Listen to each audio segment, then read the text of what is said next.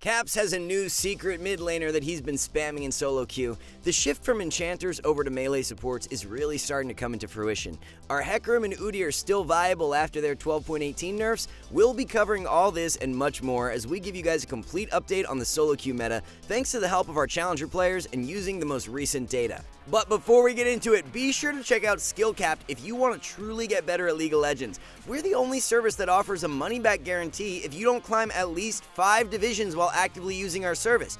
We do this because our service really does work, and if it doesn't work for you, you shouldn't pay. Learn more at the end of this video or click the link in the description below. We mentioned in our pre-patch tier list that Udyr would be hit much harder for top lane than for jungle, and that has been the case thus far. Udyr top only excels with the tank build, so now that it's been heavily nerfed, he has seen a drastic decrease in power. The Q-Max Bruiser builds just don't work as well for top lane Udyr as they do for jungle. You can still play Udyr top, but as a result of the nerfs, there are so many better options as Udyr will be moved into our B tier. With Aatrox being the most played top laner, who can you play as a good counter? Pantheon works extremely well and is a very underrated top lane pick in general. Pantheon's early game kill threat is nearly impossible for Aatrox to match, as Panth runs Ignite and can threaten for all-in plays as early as level 2. If you can get that early advantage, then Panth becomes hyper oppressive due to his point-and-click stun from W and ability to zone super well. There are some other good Aatrox counters as well, like Aurelia or Poppy, but we like Pantheon a little better due to his map impact. Panth can win lane and then transition that lead across the map with his ultimate, which is something most other top laners cannot do. For the top lane tier list, we had a rather light patch, so Aatrox, Darius, and Shen remain the most broken top lane picks. If you were looking forward to the Nasus buffs, Riot decided to pull a 180 and completely remove them from the patch. We were expecting the buffs to go through, so we had moved Nasus into our A tier for the pre-patch tier list, but we'll be moving him back into B since the changes were scrapped. After the nerfs, Maokai has landed about where we predicted as a strong S tier pick. No longer the OP carry he was directly after his buffs, but still a top 3 solo queue tank for sure. The amount of damage you can deal with Mao while still being extremely difficult to take down is pretty insane. Our top 3 low elo recommendations for top lane are Garen, Mordekaiser, and Yorick. Maokai, Aatrox, and Darius are the highest value top lane bans. Hecarim's solo queue win rate has fallen about 3% as a result of his nerfs, but he's really not in as bad of a spot as his win rate might suggest. It's currently sitting around 47%, which would be below average on most accounts. However, 90% of Hecarim players continue to build him wrong. Divine Sunder is still the most purchased rush item on Hecarim, yet Eclipse or Chempunk are performing astronomically better. With 30% of Hecarim players still maxing E second instead of W, you can quickly understand why his statistical performance is considerably lacking. Now, this isn't to say that the 12.18 nerfs did not hurt Hecarim at all. He's definitely not the OP pick he was last patch, but he's also not in the gutter either like his win rate may suggest. Once everyone starts playing Hecarim correctly, he's at least an A tier pick, which is where he will be placed for our mid-patch update. Udyr has not fallen off nearly as hard in the jungle as he has for top lane due to a new playstyle seeing great results. We told you guys to watch out for Trinity Force Udyr in our pre-patch tier list, and we can now report it's currently his top performing build. The core consists of a Trinity Force Rush, followed by Blade of the Ruined King second and Dead Man's Plate third. It's also very important to note that with this build, you want to be maxing Q out first instead of R. Q first into E second and W third to be specific. After all, the Q buffs combined with R being nerfed are what have enabled this bruiser build to come into meta. So what about tank Udyr then? Is it completely dead now? It's definitely not dead, but it's not the most optimal for all games. If your team is really lacking a frontline, then going tank is still going to be great, but say for example you have someone like a Maokai top who can provide that engage, then camping his lane and going for the carry build will work really well.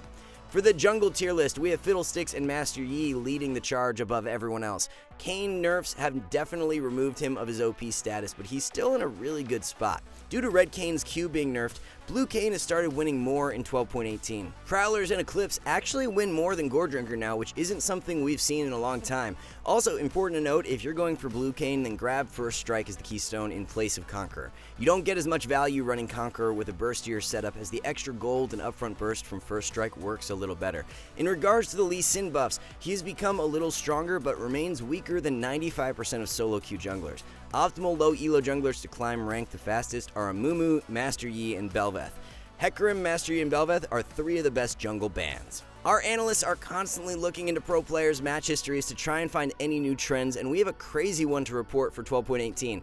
Zac mid of all champions is being spammed by Caps in solo queue. He's actually winning the majority of his games with it as well, which is pretty insane. So, is there any merit to the pick, or is Caps just trolling? As a counter pick, Zac mid can be extremely potent, but as a blind pick, and as evidenced by the games Caps lost, he's not very good into ranged mids. The worst game Caps had saw him lose to a Vex, while his best game was when he was laning against a Yone.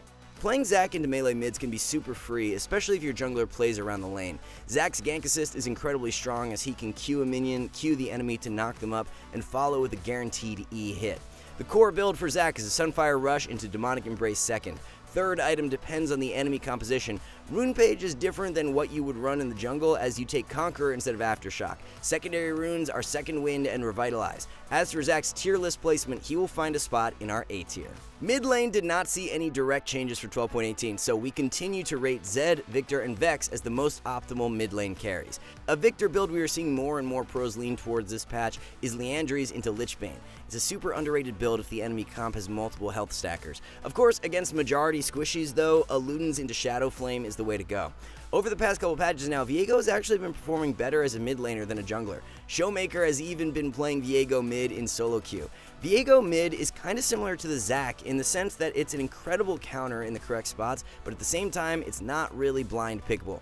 Melee matchups are where Viego thrives the most into the likes of Sylas, Yone, Yasuo, and Katarina, so with those champs being played a ton, Viego definitely has a place. Our top 3 low elo picks for mid are Swain, Malzahar, and Annie. Kassadin, Zed, and Vex are a few of the most optimal mid lane bans. Moving down to the bot lane, one adjustment we'll be making for mid patch is moving Kai'Sa into the OP tier. Direct buffs from a few patches back and a trickle-down effect where so many ADCs have been nerfed has led Kai'Sa into a top-tier position. Champs like Thresh, Maokai, and Leona seeing more play now is also super beneficial for Kai'Sa. The more hard CC your team has, the more damage Kai'Sa can deal due to her passive, so she's liking the fact enchanters are slowly falling out of meta. Just taking a look at Kai'Sa's highest duo win rates for solo queue, Janna is the only enchanter in the top 10, and that's more so to do with Janna being an OP pick than anything else. Following up on the 12.18 Misfortune nerfs, there's nothing to worry about at all. MF remains an OP AD carry as we predicted and should be in every ADC main's champion pool for solo queue. Crit builds are extremely dominant at the moment, and just like Kai'Sa, MF is an ADC who is loving the fact we're seeing more Thresh, Leona, and Maokai for 12.18. Enchanters really aren't who you should be pairing with Misfortune to get the most out of her, so it's good to see Yuumi and Lulu falling in play rate if you're an MF main. To run down the ADC tier list, we have Kai'Sa and Misfortune on top of the meta. Twitch is dropping down into S due to indirect nerfs from recent patches. Yuumi and Lulu being hit pretty hard negatively affects Twitch, as those are his 2 best performing solo queue duos. The Ashe buffs have been slightly more impactful than expected, so we will be shifting her up into S for mid-patch. Ashe is a really good answer to Caitlyn and also fares better than most against Misfortune, so with MF and Kate being high priority in meta, Ashe can fit in quite well. Ghost is also becoming more popular every single patch for Ashe and wins about 1% more than heal, so look to try it out if you haven't already. The kiting power from Ashe passive and movement speed from Ghost feels really nice to play in teamfights. Our 3 low elo recommendations for ADC include Veigar, Misfortune, and Seraphine. Best bans of the patch are Misfortune, Kai'Sa, and Twitch. 12.18 may very well be seen as the turning point for the support meta, as Lulu has fallen in power while Yuumi is also a suboptimal pick. The Lulu nerfs did not kill the champ by any means, but she doesn't hold up as a high priority pick any longer. As a complement to Kog or Twitch, Lulu is always going to be a great pickup, but in regards to a consistent enchanter you can pick for all games, Janna is just the better option now. For the support tier list, the most optimal picks of the patch are Maokai, Janna, and Amumu. The Maokai nerfs did absolutely nothing to affect his power level, so he's a champ we would highly recommend for 12.18. With other engaged supports like Thresh, Blitz, or Amumu, you have to land skill shots to reach max potential, whereas with Maokai, it's all point and click and super easy to execute. Just based off of how high Janna's solo queue win rate is right now, she is likely on Riot's radar for a nerf in the coming patches, so abuse her while you can. The Thresh buffs have landed about where we expected, as he's a sliver away from making a jump into S tier.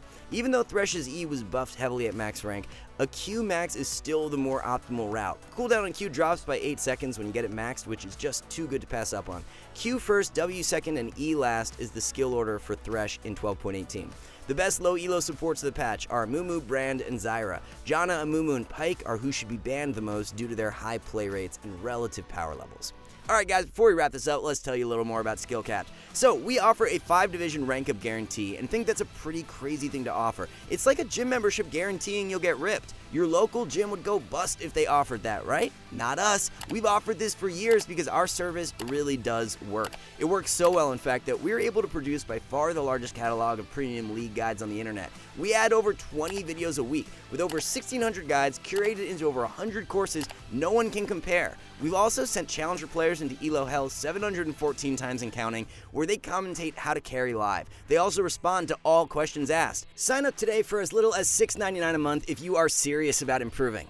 So there's your quick update on the solo queue tier list midway through 12.18. Good luck in solo queue, thanks for watching, and we'll see you in the next one.